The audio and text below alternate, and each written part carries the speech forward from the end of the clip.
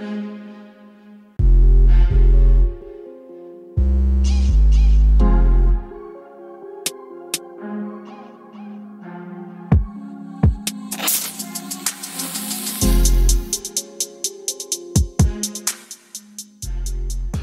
to the weekend, everybody. It is your big homie, JP Green, a.k.a. Mr. Mo Better. You can find me on Instagram, Twitter, Facebook as such.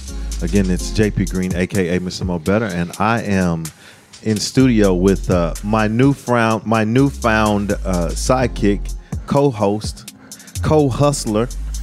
That's right. Isaiah, what's going on, man?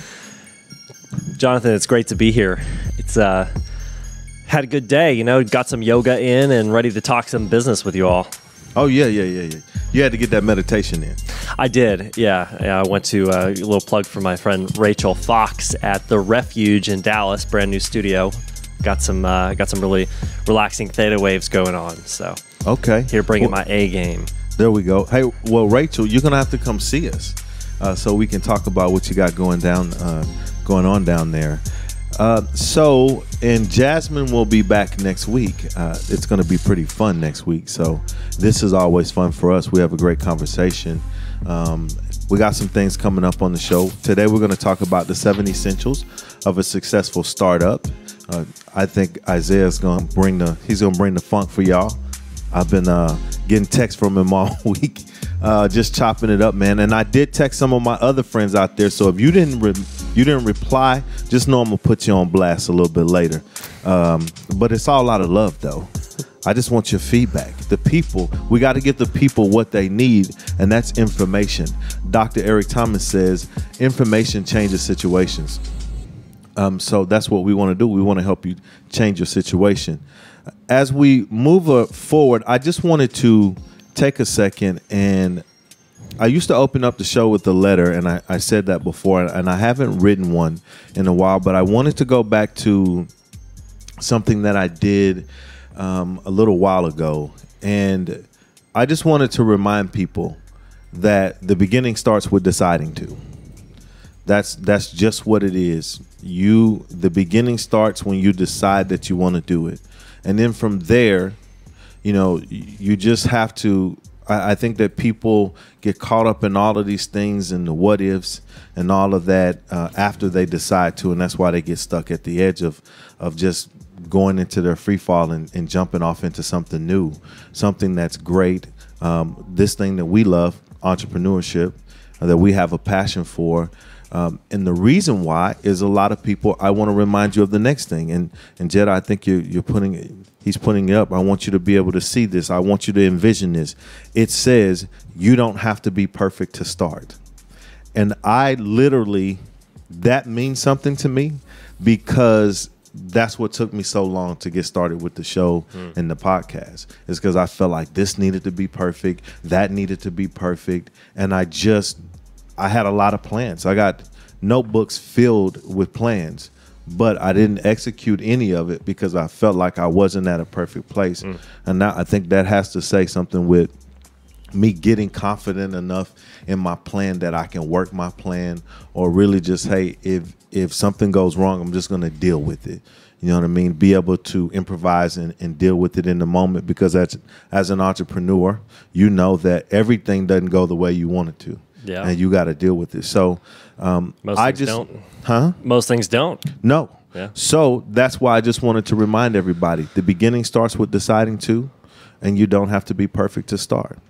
That reminds me of something that I've been working on with my coach. I have a personal coach, like a life coach. And if you're an entrepreneur or anyone who wants to perform at a high level, I highly recommend it. They give you all sorts of feedback and really helpful look at yourself. And I had the same thing, like wanting to be in control, wanting to be perfect, all that stuff. Mm-hmm.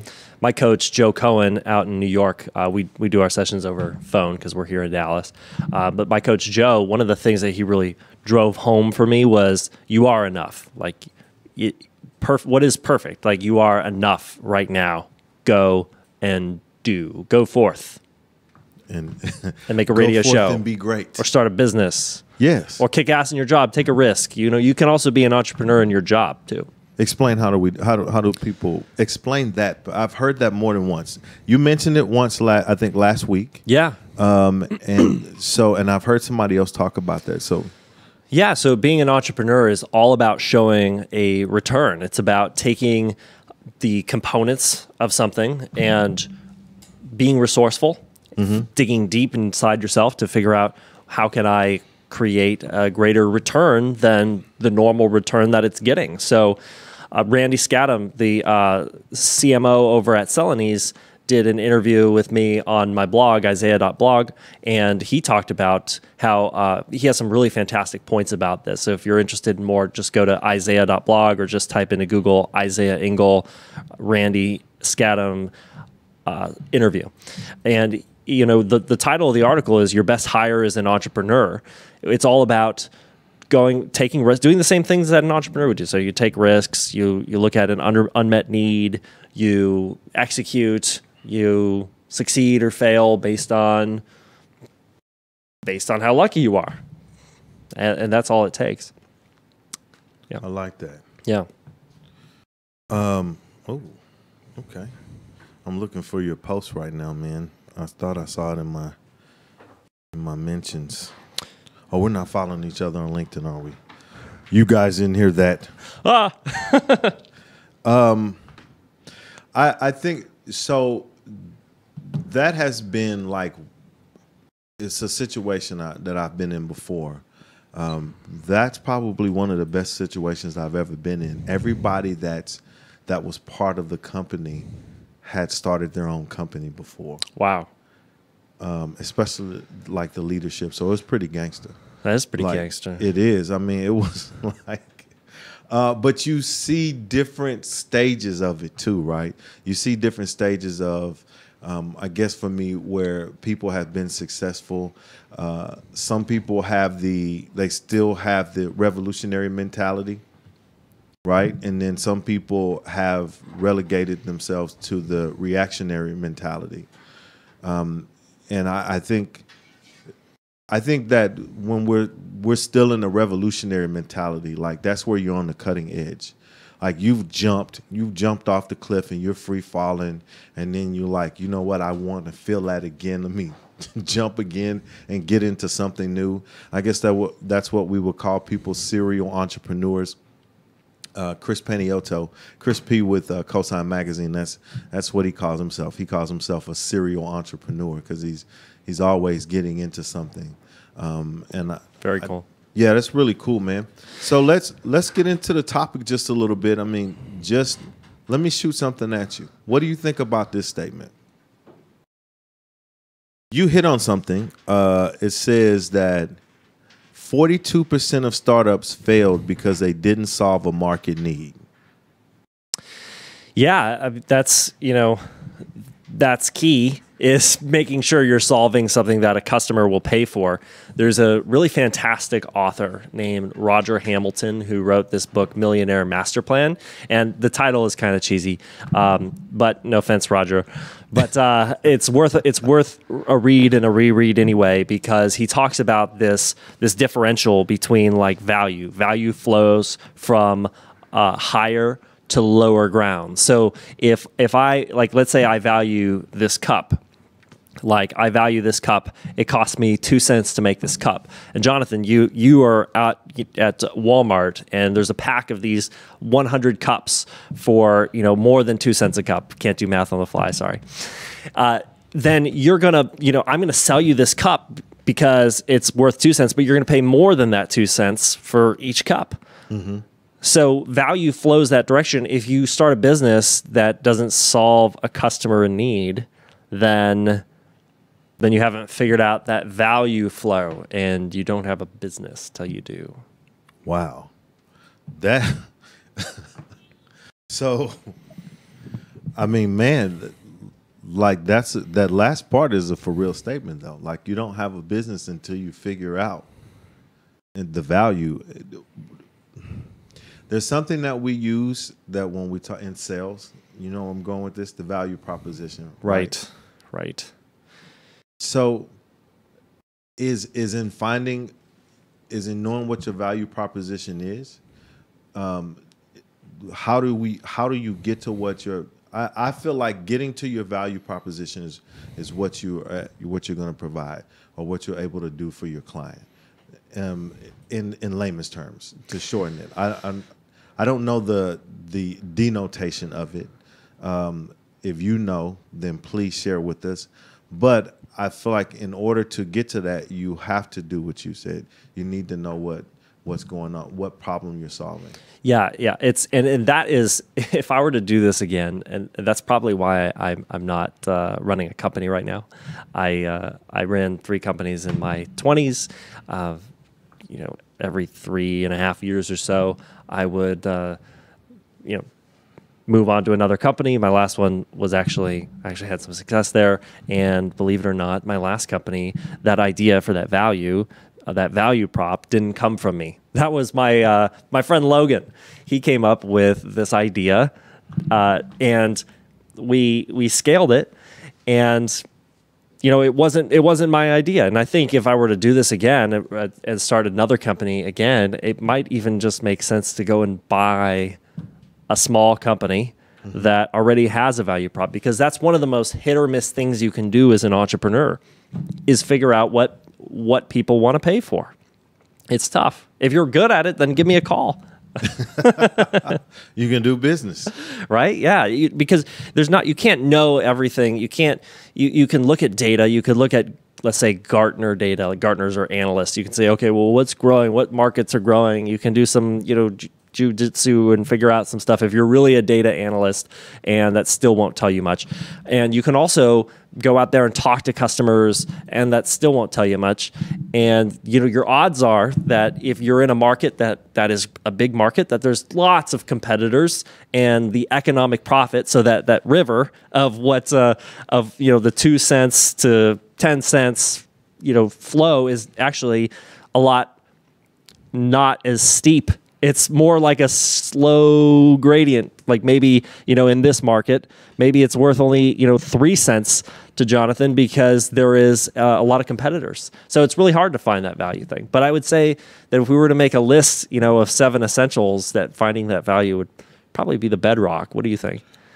I think finding the value is important, because in finding the value, though, you may be able to eliminate some of that risk, just a small part of it, if you can.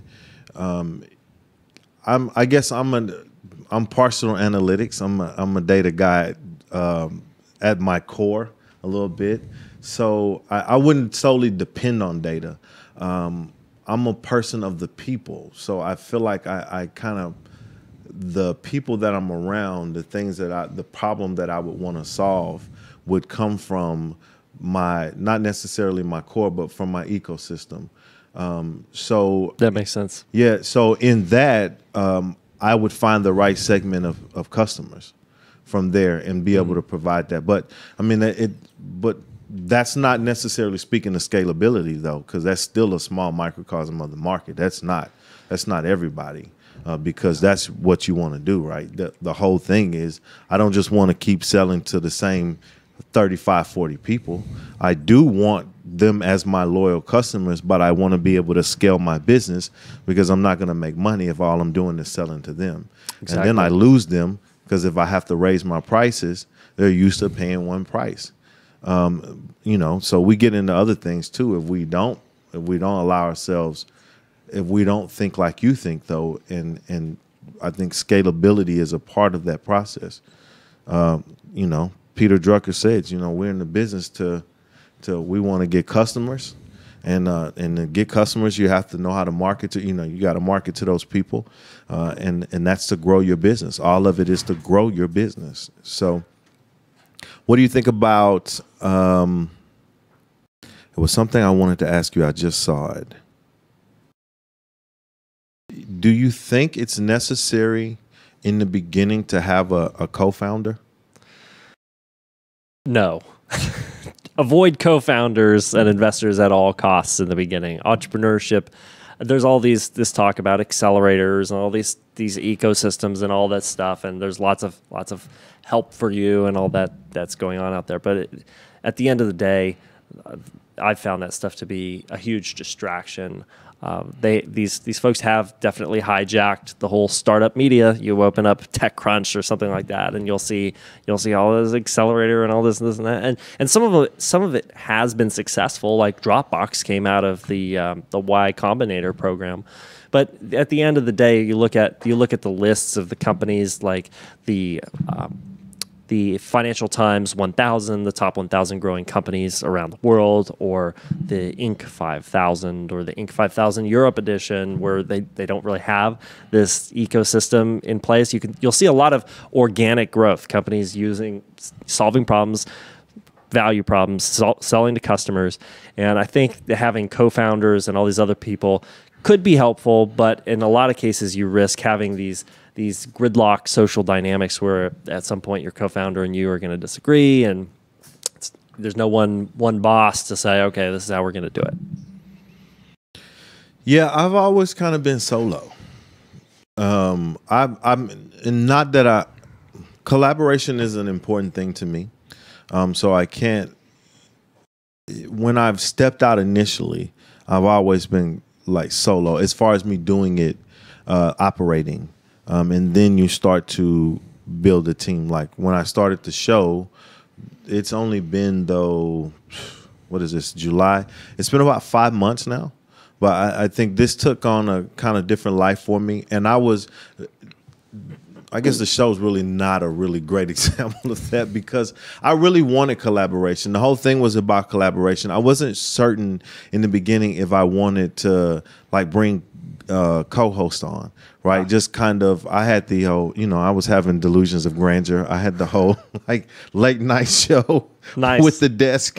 Hey, keep dreaming. Anything is possible, right? We're working on it. We're working on it. I'm going to take Jedi with me too. He's going to be my engineer.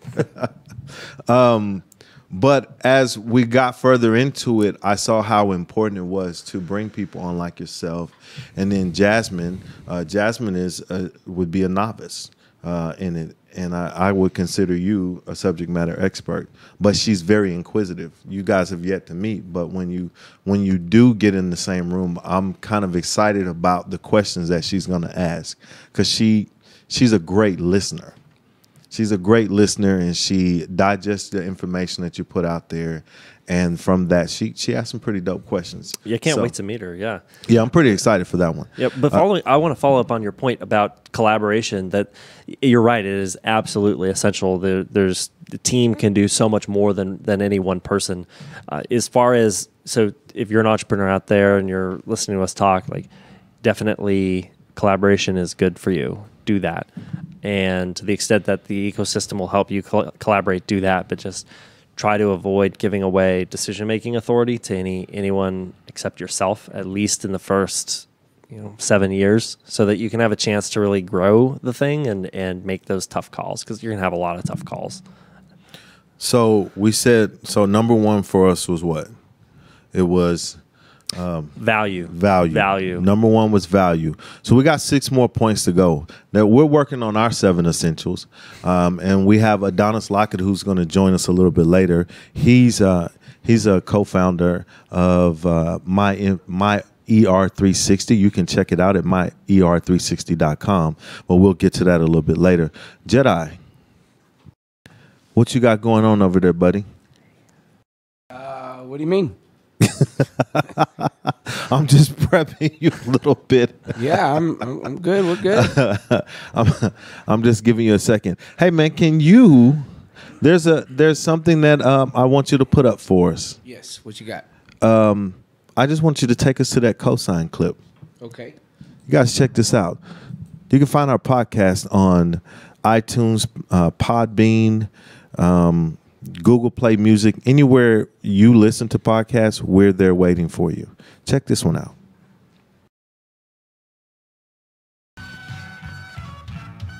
My name is JP Green. This is the Get Back Show, and this is episode 1, the Cosign Edition. When we talk about, sometimes being an entrepreneur feels like skydiving with no parachute on. Yeah. So and I say that to say, what was your free fall moment when you knew when you jumped and you were in the free fall? What moment was that? At what moment was that? And what led you to that moment? I think my moment was when Super Bowl was in Dallas. I can't remember what number it was, but it was the Steelers versus the Packers, I believe. Right. And it was in Dallas, and it was icy. I pretty much bet everything I had that weekend.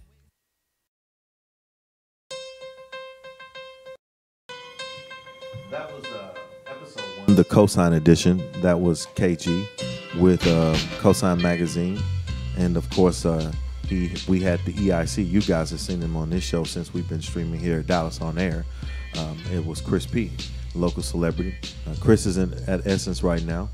You guys should go check out cosignmag.com, cosignmagazine.com. They have something very good coming up. I think it's August 11th and August 12th. That's coming up for entrepreneurs specifically. They're doing some workshops. So you really should check it out. And then also KG posted a link. It's on the magazine. It's at the website. There's a link on how to get sponsors, how he gets all his sponsors for the events that they do. And he posted that up early the other day. You should just go hit the link. It's $19.99, but I'm pretty sure it'll be the best $19.99 you spend, because he gives you detailed information on how they've been able to acquire sponsorships, big sponsorships, for their events that they're doing. So we're going to jump right back into this. So number one for us was value. Value. Find the right value exchange where there's a lot of value. You want people to pay as much as more as possible than it costs to produce your stuff. Okay, but so we're saying finding the right value. How do we get to that value though? Like, I mean, outside of the numbers game, like, what is gonna, when they initially start, because we talked about solving that problem first, right? Whatever problem they're gonna solve, which leads to the value. Yeah. Right. So we really have to preface value with identify the problem that you want to solve. Identify the problem. As you said when you opened up. Yeah. And then from their value. Exactly. Okay. But that's where the whole challenge is how do you identify that value? And we talked actually interestingly at the beginning of the show, before we got into this, we were talking about being enough and letting go of perfection, and probably that's what you're going to need to do in order to go out there and experiment and get dirty and figure out what that problem is. I was talking to Erwin Jacobs, the CEO and founder. Well, he's no longer the CEO, but the founder of Qualcomm. They're the chip manufacturer. If you have a phone, they have the chips in there. And I ran into him at an event a couple years ago in San Diego. And I said, "What were you doing in the early days?" And he was like, "I was just trying to survive and make payroll. And we had 3 projects in the works. And one of them was this, and one of them was that. And then the third one was the radio that allowed cellular communications to take place. And so they made that, and they got rich." He said, the funniest part is we were just trying to make payroll. Yeah, they're just trying. Yes, it's really an odds based game. They were trying to break even, man. Yeah, you just got to try and hustle, stuff, man. Yeah, that's the hustle. I don't want to lose. I mean, you're gonna take an L, but what do we say? L's are not losses; they're lessons. Exactly. You're gonna get a few lessons, a few bumps and bruises, but you want to go into it like, I don't want to. That's not my goal. If I can just break even, I will be happy with myself. Exactly. Yeah, if you can just stay in business long enough to keep learning, yeah, you put your surfboard in the water as long as you don't, get bit by a shark or something. You can keep paddling out there, trying to find the right wave. What's the ideal startup? The ideal startup is a company that makes a 99% net margin and has a $100 trillion global market that is totally untapped. Okay. Let's talk in reality. Oh, okay. Oh, you said the ideal, right? I guess the ideal just doesn't exist. But I would say, like, if you're going to look at what you could do to how you go about it, start with your passion. Like, what are you really excited about? Like, a lot of the entrepreneurs out there kind of already know what they're passionate about. Generally, go and start there and start to look for problems you can really be passionate about and problems that not a lot of people know about, and see if you can, without a lot of capital, get in there and start. And by without a lot of capital, I mean like without debt, without equity investment, just bootstrapping what you can get out there and go and do. What, you know, they say this is almost like, maybe I'm reaching with this statement, but I've heard it so much that this is like the best time. Entrepreneurship is at an all-time high. Is this the golden age of entrepreneurship? What, this year, 2017, 2018? Well, just this time frame, because it's been picking up over the last few years. I think it started before 2017. Do you think? Well, you know what? Absolutely not. You don't think it's the golden age? No, I don't think so. I think a lot of it is, if you go to Ray Dalio's economicprinciples.org, Ray Dalio, D-A-L-I-O, he'll talk about the whole cycles of the economy and how the economy goes up. You have your leveraging, your deleveraging, your inflation, your deflation, and a lot of it is controlled by the credit cycle. So I think we're on a swinging up boom of credit cycle, but and you're going to see a lot of companies come up because people have more credit, so they can spend more than they make, and so the economy goes up. You can borrow money to go and start a business, but then pretty soon people are going to tap out. It's human nature to push it. Ray Dalio says they're going to tap out. They're going to have to start making interest payments. Then they're going to be like, oh, well, we have to cut back our spending so we can make these interest payments. And if the economy is really all just a buyer and a seller exchanging goods for money, then you're going to see contractionary things, and the startups that were, started now, a lot of them are going to fail because their customers go away, or because, their customers didn't grow at the rate that their interest payments grow. That's kind of scary, though. I mean, the first thing when I hear that is when we start overspending. I mean, this is like totally off of, it's kind of a little foxhole, or rabbit trail, as they would say. I was raised by a bunch of country preachers. Like, it reminds me of, I don't know if it'll be that drastic, because there's I'm assuming that we got smarter and there's measures in place that we won't have the fallout that we had in 2008. Yeah, I guess so. I guess the difference in 2008 was everyone thought it was, all the authorities were like, oh, yeah, it's going to be great. It's going to be great. Nowadays, we even heard about the Federal Reserve talking about, oh, we think a recession might be here near.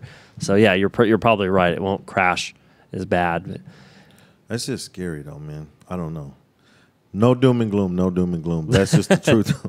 It is. Hey, man, we got to do better. There's a saying, if you know better, then you do better. Right. I think we need to do better. So we talk about value. We talked about the problem that you want to solve, the value or exchange. And from there, you said something in the text that you sent me. Where does that, is that going to play in later down the line? What you said when you sent about contracts. How far down the line is contracts? Oh, how far down the line is contracts? I'd say it's pretty far up the line. You definitely want to be having a company of some sort, so that if stuff goes bad, you don't get people can't go after you. You can limit your liability with a limited liability company or a C corporation. So you definitely want that. You want to be able to. So a company is your contract with the government. It's a franchise tax. You pay a franchise tax when you start say like an LLC. Well, you're really just a company is pretty much a franchise of the government. It starts in the contract itself. So you want to have your contracts with the government down. Make sure you take those government contracts very seriously.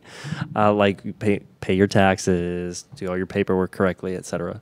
And then you want to have contracts in place with your customers, because it could be simple. You can go with LegalZoom. You can get all that stuff, but don't go at it alone if you're not an attorney. So you want something. There's something out there, even if it's a boilerplate thing that you call a lawyer on LegalZoom. They have an hourly thing, or you could even go to Avo and hire an attorney on a 15-minute basis for like less than $100.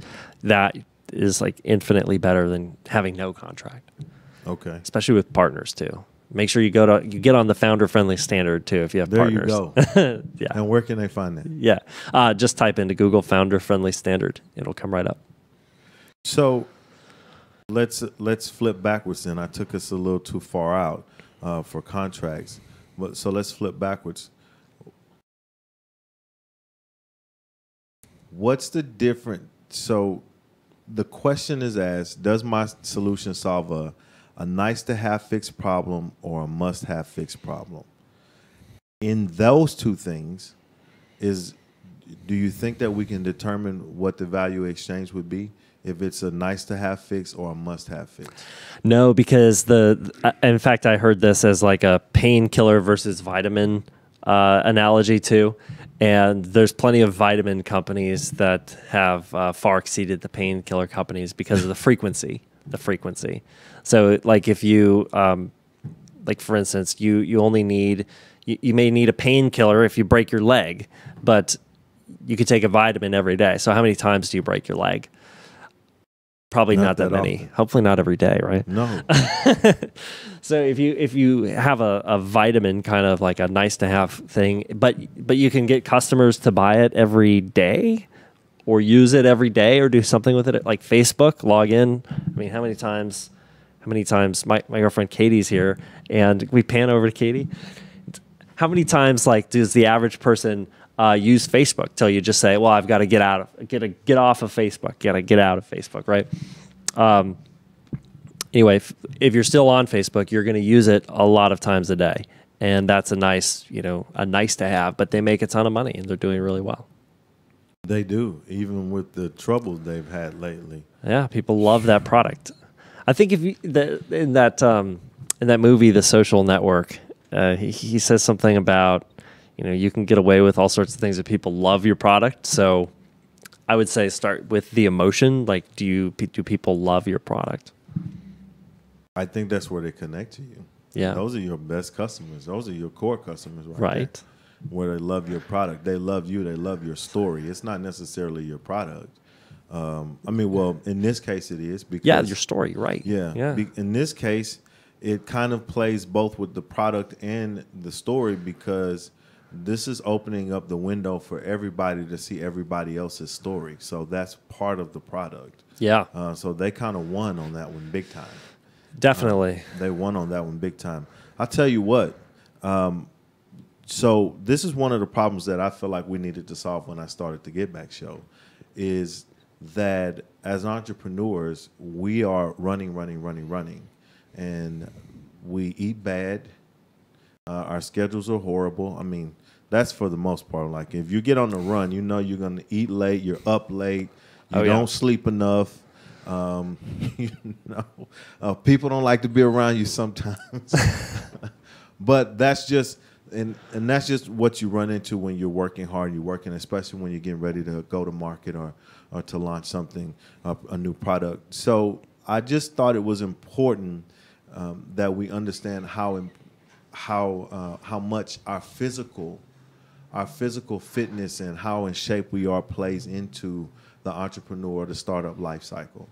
Like it's important that you get a good fitness regimen and take care of yourself and, eat right and sleep. So what we did was we started a segment called the Fit 5. Very cool. The first one we did, we ran it a couple weeks ago. We're going to run it again tonight.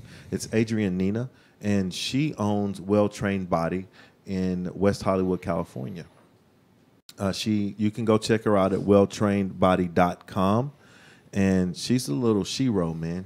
She's a shero. She is physically fit. I saw her shooting a bow and arrow the other day. I'm like, this girl is gangster as hell. That is gangster. Yeah, she is, man. She's a sweetheart though, but she loves seeing people get in shape, and she loves what she does, and she's really good at it. So we're gonna take a look at the Fit 5 segment.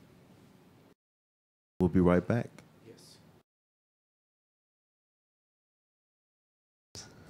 At the Los Angeles area, and I am very excited to be sharing some of my fitness knowledge information with you all today on today's segment of the Get Back Show. So first off, I want to start off with the importance of breathing. something that we would do just second nature, don't think about it, and oftentimes we're not breathing properly because of that. So I want you to all take a moment, just stand or sit wherever you feel comfortable. I want you to inhale through your nose for as long as possible, then slowly exhale through your mouth. So it's gonna look like this.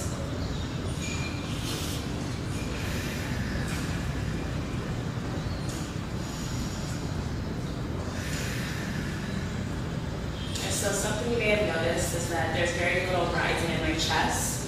That might be difficult for some of you to do, so if that's not possible, we're gonna take it down to the mat where you can lay down and we're gonna activate more of your diaphragm.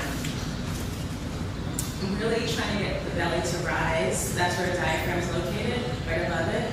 So you wanna see rising there where you're inhaling and lowering as you exhale.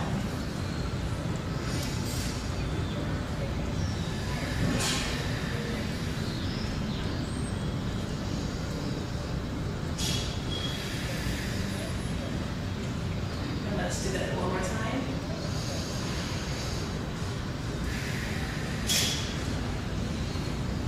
So the more that you practice breathing in that type of format, it'll become easier. You'll be able to do it sitting up, and you'll be able to easily do it standing up, and it'll just help improve your health overall and your physical fitness. So to get started, let's go ahead and do a little quick stretch.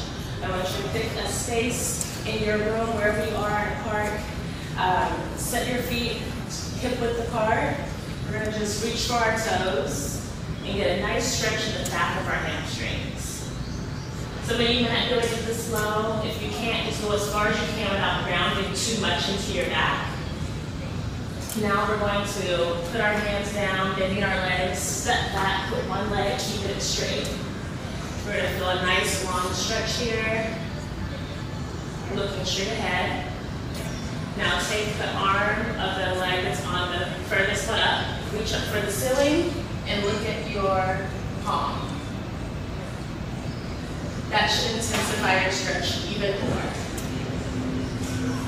Bring it back. Let's take that foot that's forward, bring it back, and switch out with the one that was back.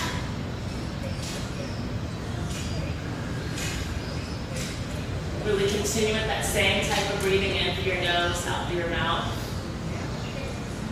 We'll reach up for the ceiling and look at our palm. And if you can't get this deep into the stretch, don't worry. The more you practice it, the better it will be. Let's take that foot back, and we're going to walk our feet to our hands.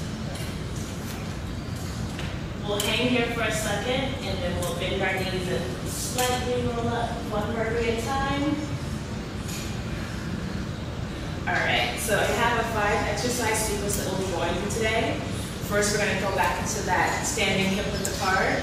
You're going to reach for your toes, or reach for the ground with a squat, and come up and then reach for the ceiling. So that's going to look like this. Touch the floor, up, touch, reach for the ceiling. Up, reach for the ceiling, floor, and then ceiling. We're going to do this for about 60 seconds. Continue breathing. If you can't get that low, don't worry. Go to where you can stop, where you stay in form and you're not losing your balance.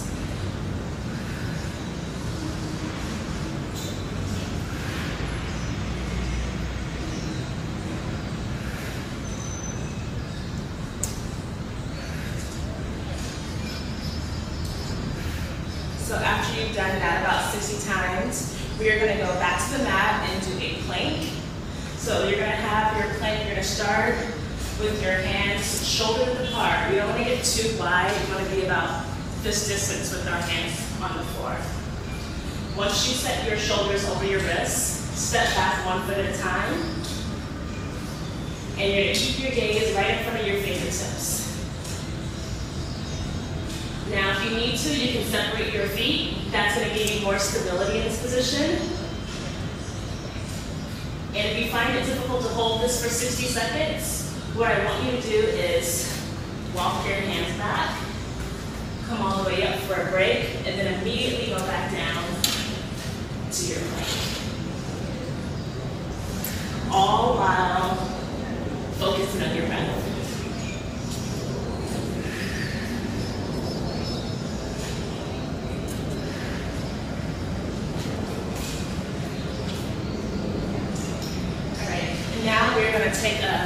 lie down on our mat and we're gonna have our legs to the ceiling, straight up. So from here, we're gonna do slow leg lowering. So you won't get your legs all the way to the floor, but you're gonna keep control of them with your abdominals and using your hands to give you support by pressing to the floor. So you're gonna inhale, as you exhale, slowly lower your legs to where you have control over it. If that's as far as you can go, that's as far as you go, and then you come right back in with the inhale. Exhale them out. You should find lots of shakiness and contracting happening in your stomach area right now.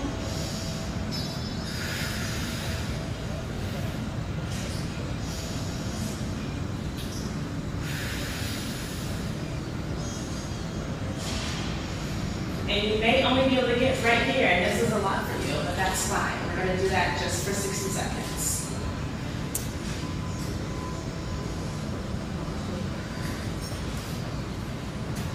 All right. Then we're going to take a nice wide stance, and then we're going to lunge to one side, touch the floor with the opposite hand. So that's going to look like this. Lunging, getting the hips back, touch by the floor by your foot, then come back to center. We'll do the same side for 30 seconds.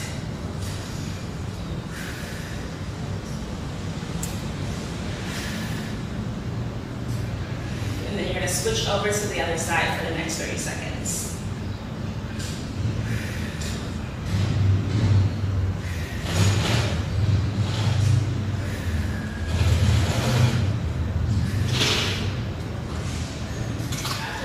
You can either take it down to the mat or to the floor wherever you are, or if you need a little assistance and you want to take some of the pressure off your wrists, go to like a bench, a chair, or a sofa, and you can set up your plank position for mountain climbers there. So again, shoulder apart with your hands, and then we're just going to tuck one knee in and point that toe. You can go slow, or you can also go fast.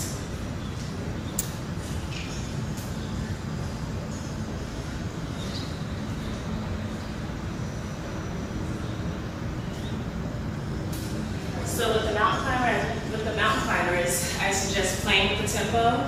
Try to go for the entire 60 seconds, but go fast or slow as you need to maintain for that entire 60 seconds. So with those 5 exercises, you can repeat that about 3 or 4 sets, and if you're feeling really good, go ahead and do 5 sets. And if that's not challenging with just the body weight, you can get free weights.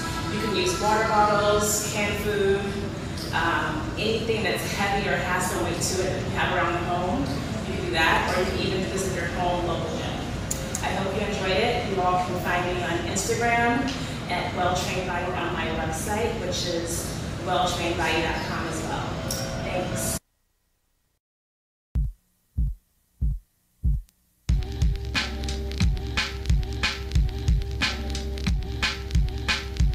We're gonna go like way out there. We're going to go super rogue. People are gonna be like, "What are you guys talking about?" What are we talking about? We're talking about making an actual business, not a plan. We're back. We're back, and we're just talking about. We were talking about the essentials, just going over them. What we thought what the comprehensive list would be as we were going through it, having a couple conversations. So I'm just gonna let Isaiah put it out there. What's number 3? Number 3 is no business plan. No business plan. Throw away if you have a business plan, just rip it up and throw it in the trash. If you paid someone to make your business plan, call them up and be like, "Look, I want my money back." Just kidding. Don't do that. But seriously, throw your business plan in the trash, because chances are it's based on, business plans work when you have historical data, but if you have a startup, you have no historical data. And if you're supposed to do something, don't. Whatever it is, whatever rule you're reading in whatever magazine that says, "Oh, you're supposed to do something," just don't do it. Don't do what I'm saying, like I'm saying you're supposed to do it. Just look for the wormholes, folks. Look for the hacks, like the ways you can get people's attention without paying a ton of money. As long as it's not terribly illegal or illegal, make sure that you can set some like close in targets, like some immediate targets. Like, how do I make an extra $100? How do I make an extra $1,000? Because if you can make an extra $100 or an extra $1,000, in a lot of cases, you can scale that and keep putting zeros and zeros and zeros after that. So then your question will be, how do I make another $100 million? And at that point, you can get a business plan. But to make your first $1,000 in your business that you think is going to be something like repeatable, look for just some immediate close-in thing you could do. Think real small and real cheap, because remember, it's about how much you net, right? Yeah. So think real cheap. AdWords, don't do it. Facebook, don't do it. Don't, maybe not even get a website if you're really on the cheap. Just look for like, who can you talk to? What existing things can you, what podcasts can you go on? Whatever can I go on to get in front of people on the cheap and get the word out about what I'm selling and get some customers. You heard him. OTC, on the cheap. On the cheap. That's the key. On the cheap. So on the cheap. That leads in. So from there, no business plan, but we also we have to answer the question of, when we're looking, we got to get a team together. So we're going to collaborate, right? Yeah. So after we've moved through all of that and we know what we want to do, we want to move forward. You said, and we talked about getting a team, how important collaboration is. Let me just preface this. I believe in collaboration. I think it's important. I think some of the greatest innovations that we've ever had has come from collaboration. But you don't get to collaboration without communication. So you definitely need to know there's a difference in not writing a business plan and journaling and writing down your thoughts and what you want to do and being able to move forward. So when you're able to do those things, but even still, the more you talk about what you want to do too, you start to whittle down exactly what that is because you think about it. So I want to get to, like me, I go back and I want to get to the questions faster.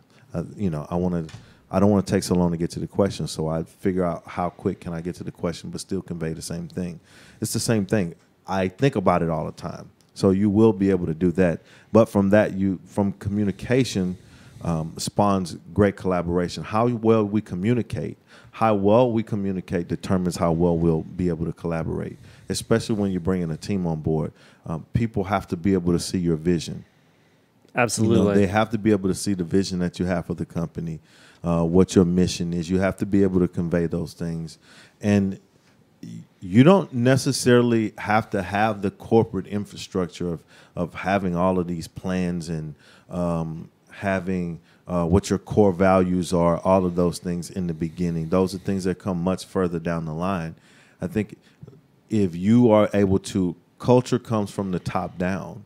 So I think if you're able to develop and incubate an environment where the communication is concise, it's clear, it's transparent, and you're able to convey also what the vision for the company is and what your mission for the company is, and you live those. You're the living embodiment of that. I don't think it would be hard to bring a team on and collaborate. And from that collaboration, we get innovation. So, I'm all for team. Absolutely. How have you built your teams? It was really organic. It started with contractors, like freelancer, a freelance guy making the code. He ended up becoming a partner in the company. Then that was really it. Then there was my last company. There was my friend who came up with the idea for the company. He was a collaborator, but long before we even had a company together, we would just get together and talk about things, and we were collaborating on business ideas. So that materialized from that. A good friend of mine, Nicholas McConnell, who is he has just this amazing system for unlocking your creativity and imagination. We have been collaborating. He's been a member of my team, even though I don't, he's not an employee of mine or anything like that. He started as just being a vendor. I bought a couple of notebooks from him for less than $100, and you can start with on like Upwork, freelancer.com. You can start getting freelancers and you can start collaborating with them on certain projects. And then you can start getting some mentors or some people in the community who just like to talk to you. You can collaborate with them. You can get a CPA and collaborate with them. There's a lot of CPAs, by the way, who are affordable on Upwork.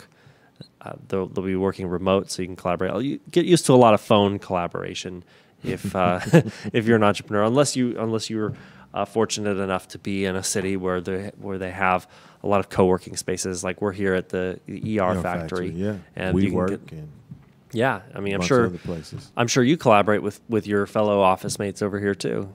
working on it. Yeah. Well, this is a collaboration. So tonight, the reason we're streaming tonight is because they wanted us here for the launch. They're doing the launch of the ER factory, which they are highlighting the space, whether they can do photo shoots, they can do video. They're actually streaming. They'll be up a little bit later, but they're actually streaming a cooking demo downstairs. I think some photo shoots and a couple other things down there in the space on the 8th floor. So that's why we're on tonight. So they'll come in and they're going to stream live. Yeah. We're going to be on their stream while we're on air in a few. So this is actually a collaboration, and that's how it got started. One of them came on the show. Yeah. Jody came on the show, and that's how we got started with our collaboration. Yeah. Yeah. So, yeah, I mean, that's a big thing. I think that's one of the most important, for me, that's one of the most important things you have to learn how to do as an entrepreneur, is to learn how to collaborate.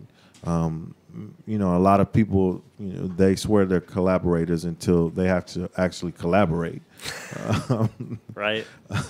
And so you will find out who's for real about collaborating. Hey, I'm going to give you this caveat. Pride will be the undoing of some of the best collaborative efforts. It does not matter where your idea, everybody's idea is important in the whiteboarding session, okay? No one idea is better than the other in the whiteboarding session. And that's where a lot of collaborative efforts are undone in the beginning in the whiteboarding session. And somebody feels like their idea is the best. It's about what's feasible and what we can do at that moment. If we're doing everything OTC on the cheap, right, we don't have the resources to do something that's going to take a lot of money or capital that we don't have. It's an elaborate idea. It's got a lot of moving parts to it. We're not going to be able to do that at the beginning. Oh yeah, you don't. Even if you have all that money, you don't want to do that either. Oh, it's a disaster. Because you're going to put time now. Even if you have the capital, it's still the time that goes into man hours. Oh, God. So now it's still money. Yeah, and then you have to show a return on investment, because it's not just about how much you make; it's about how much you invested to make that much. That's why that's the whole thing. It's like even if you're at a Fortune 500 company and they let you spend $50 million on a project, and you return, it's real complex and stuff, and at the end of the day you return 55. That's not going to be a successful project. No, you're going to have issues. So I want to throw this one out here. I think this is an essential, and you mentioned this a couple times. You need to find a mentor. I think that is like a standalone by itself. You need to have somebody that there's three things you need in life as a human, period. But especially when you're in business, you need somebody above you. You need a peer that's next to you, and then not necessarily somebody that's below you or beneath you, but it's somebody that you're able to pour into yourself. And that's just part of life too, but that's a great thing to have in business, because as you go, your business will go too, and that's really important. So I think having a mentor and somebody that's gonna accountability outside of the personal accountability that you're supposed to have on your own, but having some accountability, but also somebody that's been through it. That's dealt with certain situations or something that you may be, wading into. They've already waded through those or went through those troublesome waters, and they're able to help you navigate the waters. Because I've heard you mention a couple times, you talk about a mentor. Can you speak to how important that's been in your journey? Yeah, I'd say it's been key, although it's not my mentor journey hasn't been the traditional like go out and seek a mentor kind of like, you know, from that just hasn't been my journey. Now I have gone out and sought advice from people, but it hasn't been like a formal like mentor thing. I think everyone can be, oh, maybe not everyone, but a lot of people can be your mentor, because it's all about figuring out who you can copy and remix so that you don't have to reinvent the wheel every time. Yeah. Yeah. That's I like saying, you know, we don't want to reinvent the wheel. You just want to put some nice rims on it. Right? That's, you know, I know. I know a few people who've done that, who've done a really good job. You know, they went from alloy to chrome. You know what I'm saying? That's right. Yeah, you start with a wheel, and then you can go. You can put some cool rims on it. Like and what that means is, for instance, go to this is something I love to do is go and watch Steve Jobs in his iPhone 1 launch in 2007. Just watch the YouTube video of Steve and just break down like his phrasing and what he's talking about. And he goes through all like the essentials of leadership. He talks about where we were and what we've accomplished. And in his subsequent iPhone launches, he also talks about we started here and now we have, you know, 1 billion apps. You know, he goes and tells you where you're going, and that's really key. He also describes the value prop in these Apple launches. It's really an amazing thing. So, in that, do you think he was? I mean, he was so revolutionary, man. He was. Just my admiring him as the leader he was. That's where my admiration. I mean, aside from being so progressive and forward thinking, just the leader he was, and that you still continue to treat everybody like the beginning, right? Even when you grow. Yeah. That he doesn't lose that. Gary Vaynerchuk does a good job of that. He has an open door policy. We're talking, I forgot how large his staff is. It's over 100 right now. But he went from having a handful of people to, I think VaynerMedia is worth like 180, something like that, a couple $100 million. Wow. But he started out as a wine merchant. He started out running his dad's wine business. He was one of the first people on YouTube to really just use YouTube, one of the first influencers on YouTube. But you can go check him out and you will find him. If you follow Gary Vee, you already know his story. If you even know his name, you know most of his story because he is like polarizing. The dude puts out an ungodly amount of content. Like, it's obnoxious, the amount of content he puts out. But you're caught up. I mean, whether it's Insta stories, whether it's Twitter, whether it's YouTube, it's ridiculous. Anyway, but it's ridiculous in the fact that I want to be like him because the dude has like, I don't know how many followers. And he does pretty darn well financially. He's able to take care of his people, man. But he has an open door policy. Yeah. Yeah. Is an open door policy. It's really cool. So we talked about mentors. We just said how important that was. So you said your mentor journey wasn't like you went and formally asked somebody. Was it it was like you just have a resource, a network, like a resource bank you can reach out to of people? Cold calls. Yeah. A lot of serendipitous meetings and just running into people, putting yourself out there. I would say a cold call is a great way. If there's someone that you really admire, just cold call them up. Give them 5 or 6 phone calls or leave voicemails and send them emails too. LinkedIn messages. Just get in front of that person. Don't be shy. You'll find some really great people that way. Yeah.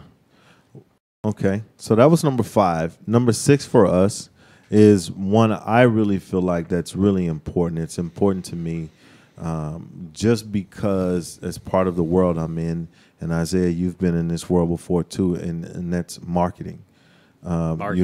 We set off air how important it was or how we've seen people with great products but no marketing skills or no marketing, they don't know how to market themselves. So they wind up closing up shop. We miss out. The larger consumer base, we miss out on what could have been a great product. Right.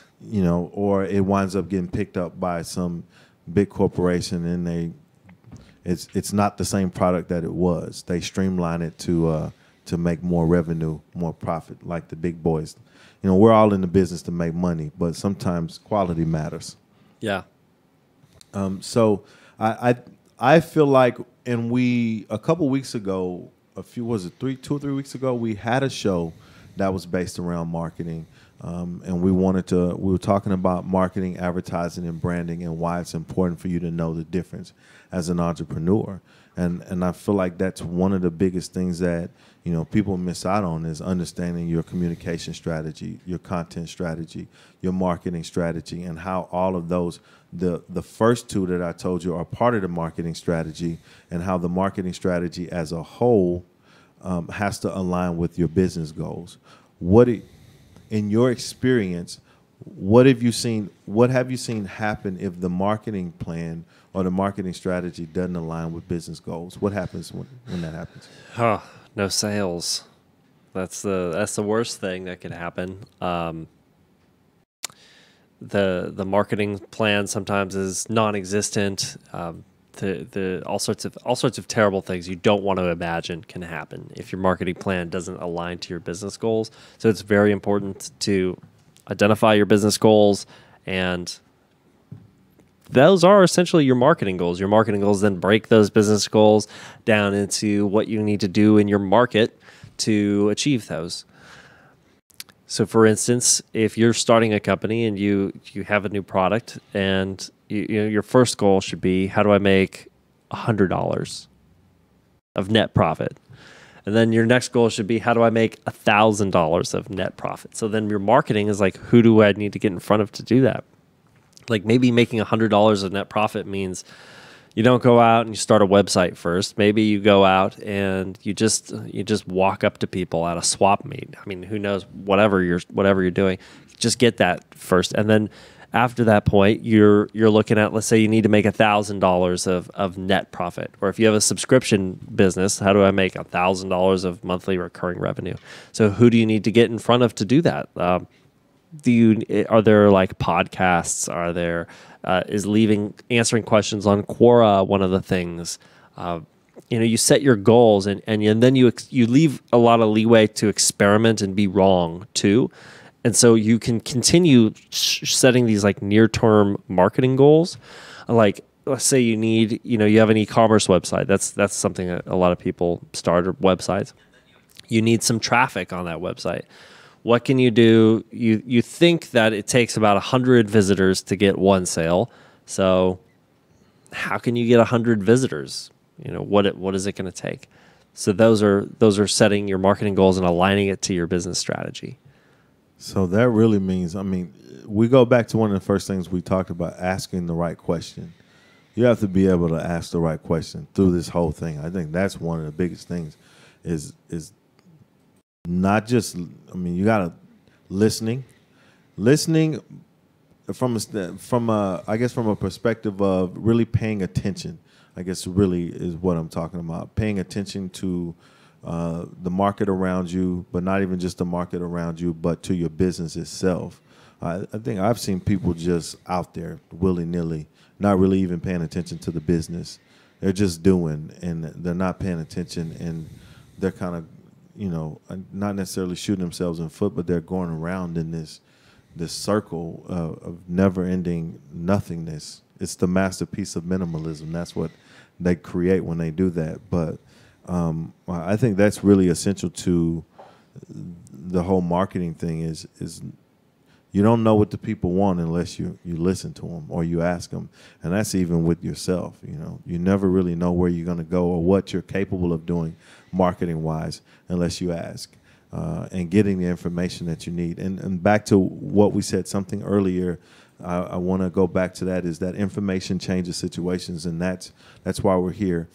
I want to plug my co-host real quick, because his blog. Tell us how to get to your blog real quick. Isaiah Engel. Type it into Google, Isaiah Engel. So it's just like the normal Isaiah from the Bible, but with an E in front of it. And my parents did that because my first name is actually David. My last name is Engel. So it would have been Die if they hadn't put the E in front of it. So it's David Isaiah. Yeah. That's pretty.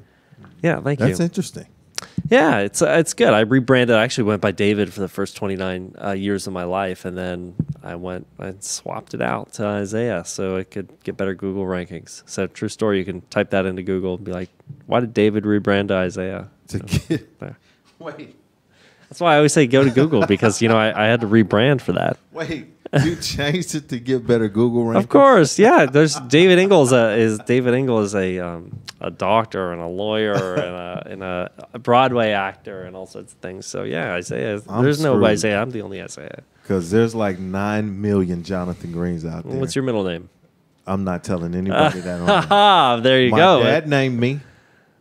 My dad named me, and my middle name is up for discussion off here. Nice.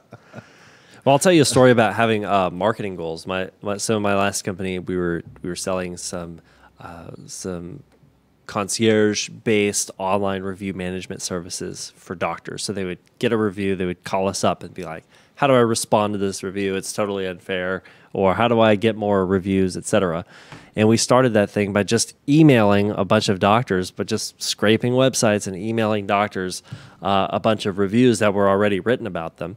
Mm-hmm. And we didn't know what would happen, but the phone just started ringing. So we found that wormhole that wasn't very expensive. It's not like we were buying Google AdWords for like $30 a click. We were just sending these emails out. So we got very cheap traffic that was high quality. So people help us out.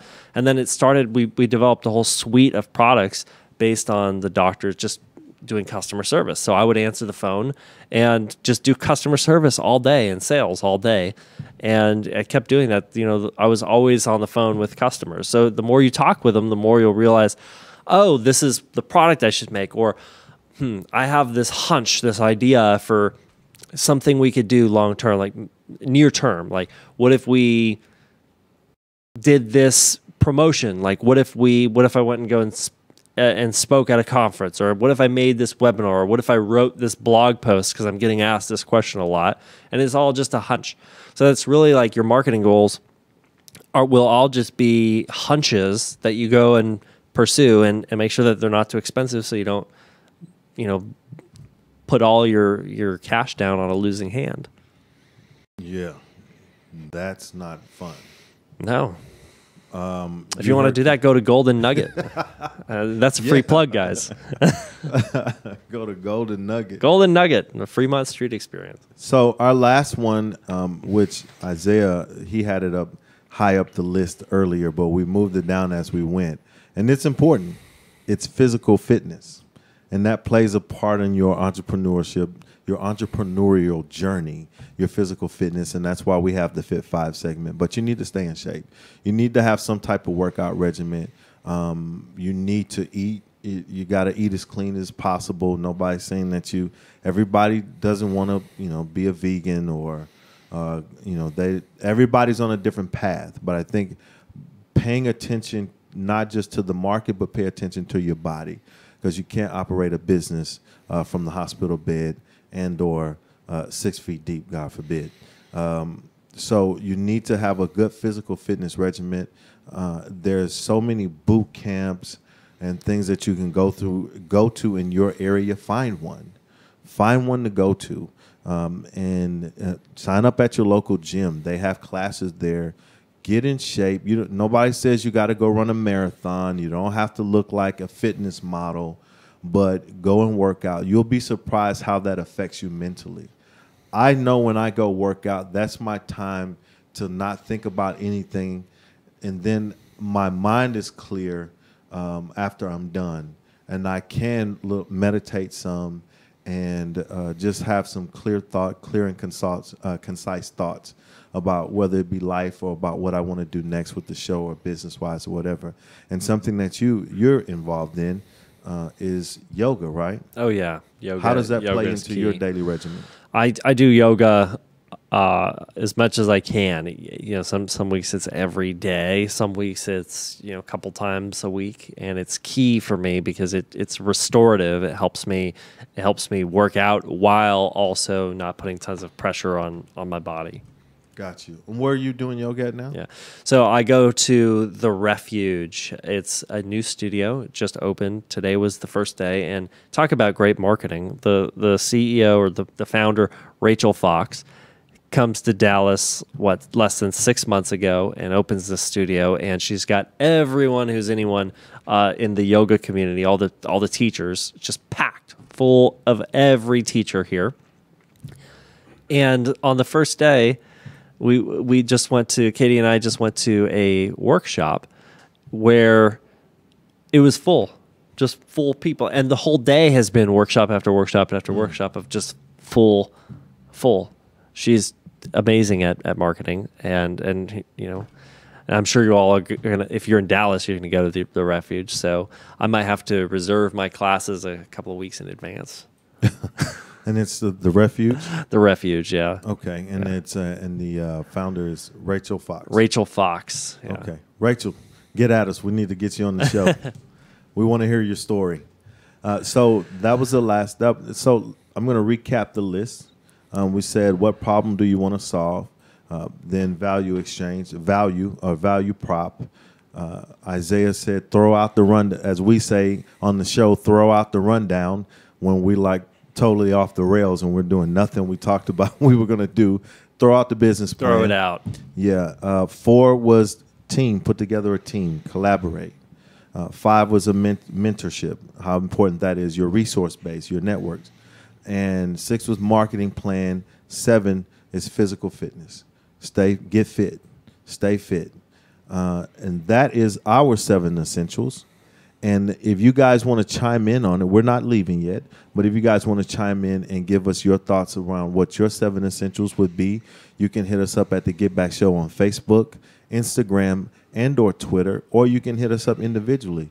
And definitely go to Isaiah's blog, check him out, see what he has to say. It's some pretty interesting stuff. He's a pretty cool dude, if you can't tell by the snazzy little suit he has on.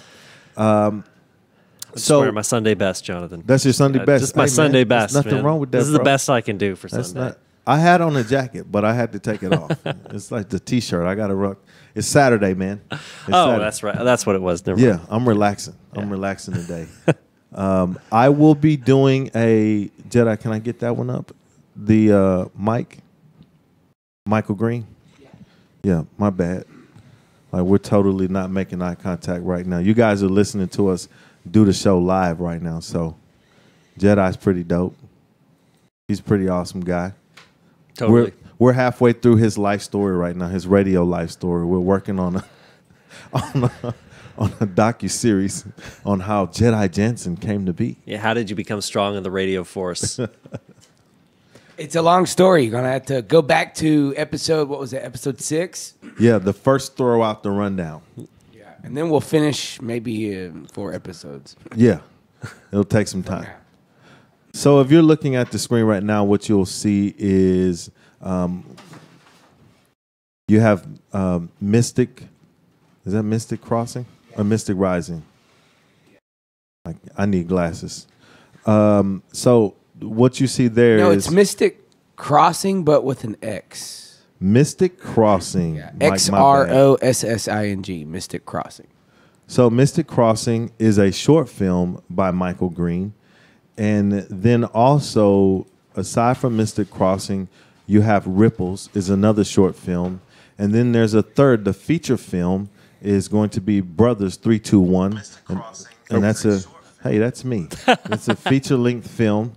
And I will be on the red carpet at the premiere, which is on July 21st. I'm going to be hanging out with those guys.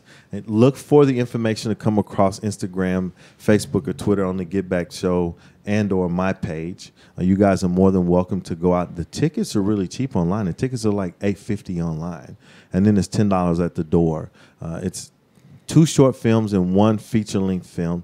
You should really check it out. Support your local artists. I host a an open mic the first and third Thursday of every month. And I can't tell you how important it is for you to get out and support your local artists. These guys have their supporters that come through, and we try to have more people come through ourselves as we market the event.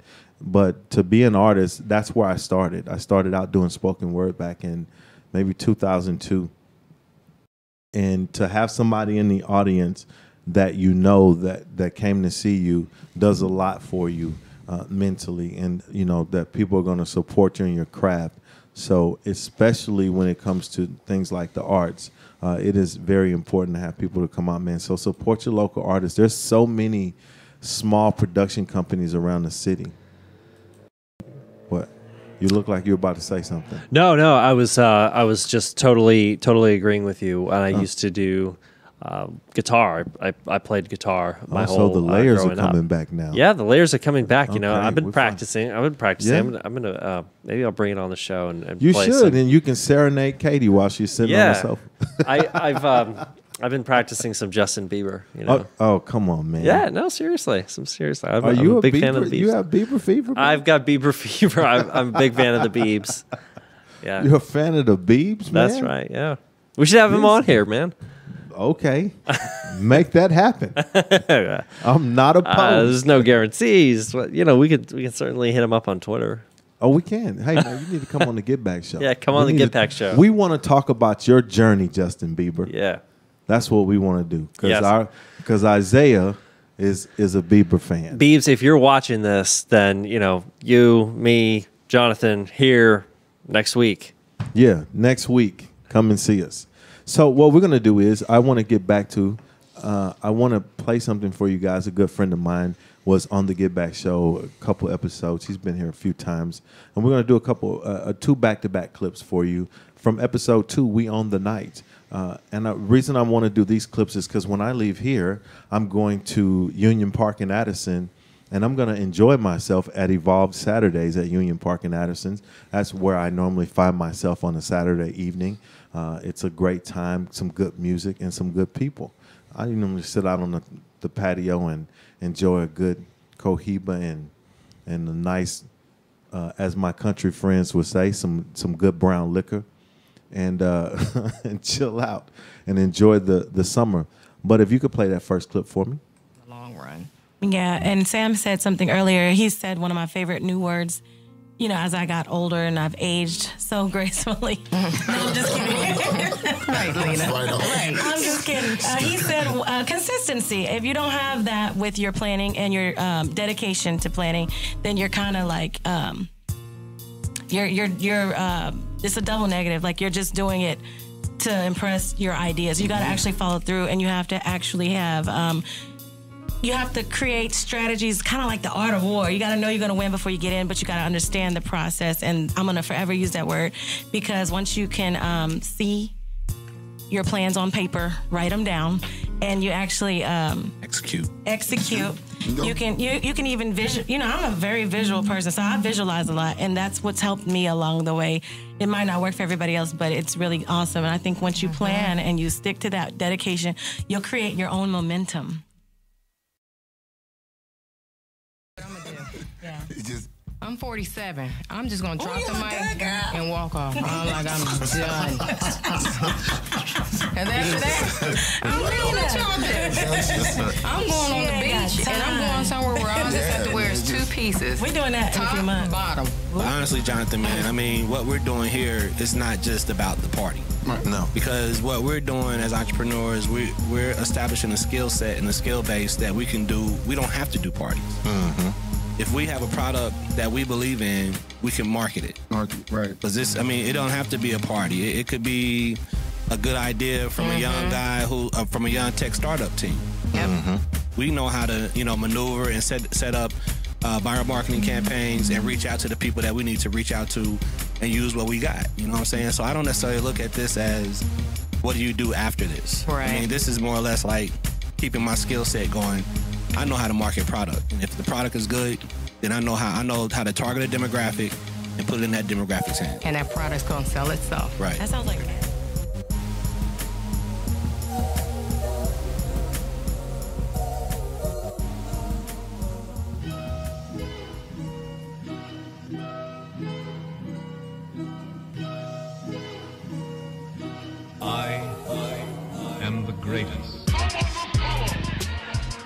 Once again, we're back. That last voice you heard was HC3 Enterprises, Herschel Cooper.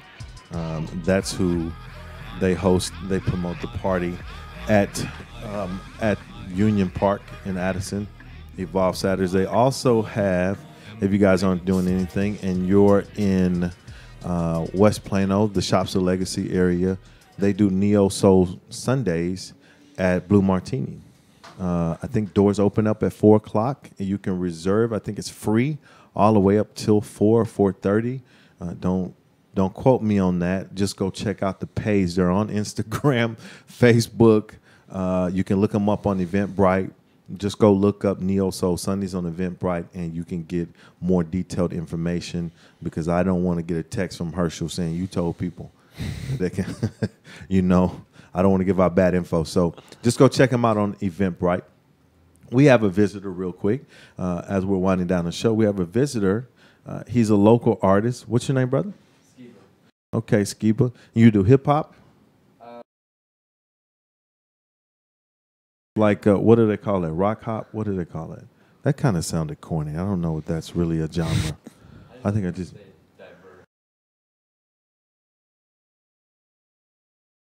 So you're not like in one genre. You just do what you're an artist. Yeah, what you're feeling at the moment. Yeah. You got a project out? Lose Control? Yeah. Okay. And where can people find that? Okay. How long you been doing music? Since you were 15? Yeah. Are you from Dallas? Yeah. Okay. Born and raised. You a Dallas Cowboys fan? Not really? I don't. Okay. You're not a big sports guy? Baseball, so you're a Rangers fan? Yeah. Yeah? Man, I got a on and off again love affair with the Rangers right now, man. Me too. I haven't been the same since we blew the World Series. That's like having a bad relationship, man. But you beat the Padres a couple of weeks ago. Yeah, I'm happy that we're winning, but that's the thing, though. We go on these winning streaks, and then it's like we get to the end of the season, and it's disappointment, man. It's like we said. It's like, hey, I know heartbreak is coming, but I'm going to ride with you anyway. It's about the journey, man. Yeah. Rule number 8, enjoy the journey. There we go. Enjoy the journey. Enjoy the journey. And if you're like me, I love social media. You should take time and document the journey. So you have an album out. You're from Dallas. You've been doing it since you were 15. Yeah, that's when I started recording. What's your favorite song on the project? It's just this is the new single that just came out, but the album that I'm working on is totally different than what I had released in the past. Yeah, why so? Just a different style, I think. Style as in like the mood of the album, or just sonically? The mood, and kind of I wanted to do one of kind of every genre if I could. Kind of blend in some stuff, but majority hip hop. Okay, so I mean, you said of every genre. Are you doing like a little fusion? Are you combining genres on one song, or throughout? Or it's threaded in and throughout the album? It's kind of all intertwined, because I take something from all my favorite artists, from Elvis to the Beastie Boys. Yeah, nothing wrong with the Beastie Boys. I still jam Paul Revere, by the way. I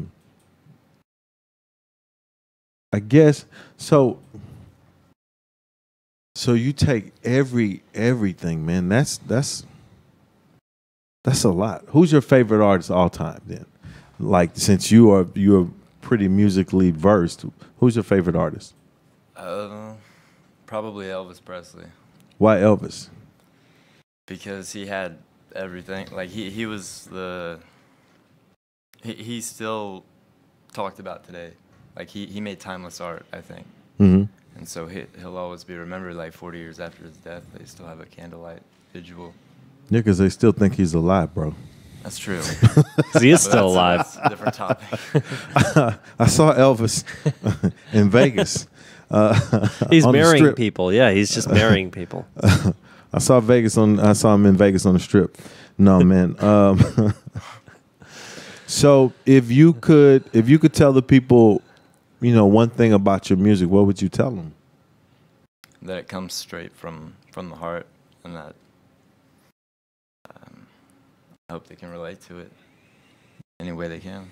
Okay. It's it does come straight from the heart, all of it. Who did you work on the album with? Just me. Like I did the beats. You and producing everything?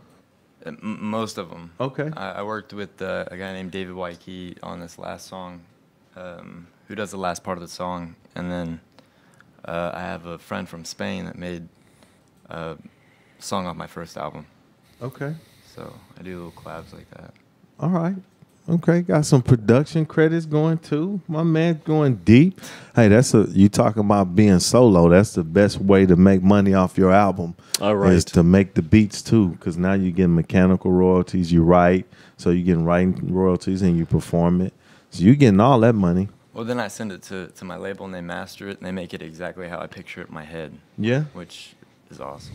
Who's what label are you on? Laying It Down Records. Okay. Where are they based out of?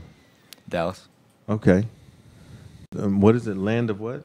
Laying It Down Records. Laying It Down Records? Yeah. How long you been with them? About 2 years. 2 years? Okay. Yes, sir. You have any shows coming up? We're kind of just... we might do a couple pop-up shows here and there, but we're trying to get some more local shows. Yeah? Yeah. So how do we find you? How would we find you? Aside from finding your music on the streaming apps, where would we find you at? Instagram, Facebook, Twitter. I'm at Skiba Music on Instagram and Twitter. Okay. And Skiba Music Official on Facebook. SKEEBA and the music. Okay. So. Skiba Music. We'll make sure we put that up on the page. It's like skee ball, but without the L's. Without the L's. There you go. People will remember that, by the way. Just so you know, they will remember that. Have you guys ever tried have you ever been to Rip the Mic? You did? Okay.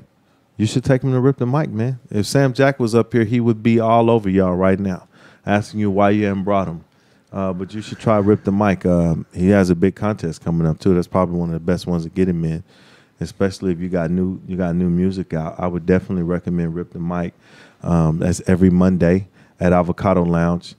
You know what? Cut the check to all my promoter friends that I've been promoting on the show. Cut the check. I want to go to that. To which one? Rip the Mic? Yeah, Rip the Mic. I want to do that. We're done in 6, bro. Are you really? Yeah. Yeah. All right. Yeah, guys, you just witnessed a live moment. There was supposed to be up here. We were streaming. We were going to be part of the streaming effort, and they took a little too long. They were running behind. That happens, man. It happens when you're putting on an event, but we're on a time schedule. So, Skiba, Rip the Mic on a Monday. I'm going to tell AD to make sure he takes you. Okay? Go check it out. Then on Thursdays, the first and third Thursday, you can come. You play guitar? No. No? I You play any instruments? Just the MIDI keyboard. I do all my sounds through a program. Okay. So the first and third Thursday, I'm at Cloud9 Hookah Lounge, and I host a set called Rhythm and Rhymes. Okay. You should come out. So we have a couple hip hop artists there, or artists that come and they perform. They would either do their songs with no music, like if they're rapping or whatever, they do it in spoken word form, and it's really nice. It's really nice. I'm big on that. That's where I got my start too. It's like old school, like just freestyle battle. Not necessarily a battle. We may do some nights we do a cipher at the end. Just depends on how the night is going. I'll call everybody up to the stage and we'll do a cipher. Like we just keep going round and round. But no, we have feature artists and then we'll have an open mic and then you just come and spit, man. But it's a really small, intimate crowd. But everybody's into it. They pay attention. They listen to what you say. the whole nine, so it's a good place to come and work on your craft. I'm down. When's the last time you performed? Last show I did was at South by Southwest in Austin. Oh, yeah? Yeah. Okay. How was your South by experience? This is my second year doing it, and it was fun. Yeah? Yeah, I always have a good time when I go to Austin. Which stage were you on? We were in a can't remember the name of the Big Bang Bar. It was kind of on 6th Street. Okay. Kind of on the way to I don't know. Bill Murray was right down the street. Was he? Kind of cool. Did how receptive was the crowd? Was it a good set for you? Yeah, it was. They seemed to enjoy it. I enjoyed myself too. Okay. So I like to get the interaction. I have a big interaction in Austin. Austin's my target. I missed this question earlier. How deep into the album are you? I know you said you released a single, so how deep into the album are you? I'm pretty much finishing up with it, and then I have to get it mastered. So maybe a couple more singles will come out after this one had already come out. Okay. So in the future, okay. I think he's gonna drop singles from then on. Old school. That's where they used to do it back in the day. Have an album full of singles. There's nothing wrong with that.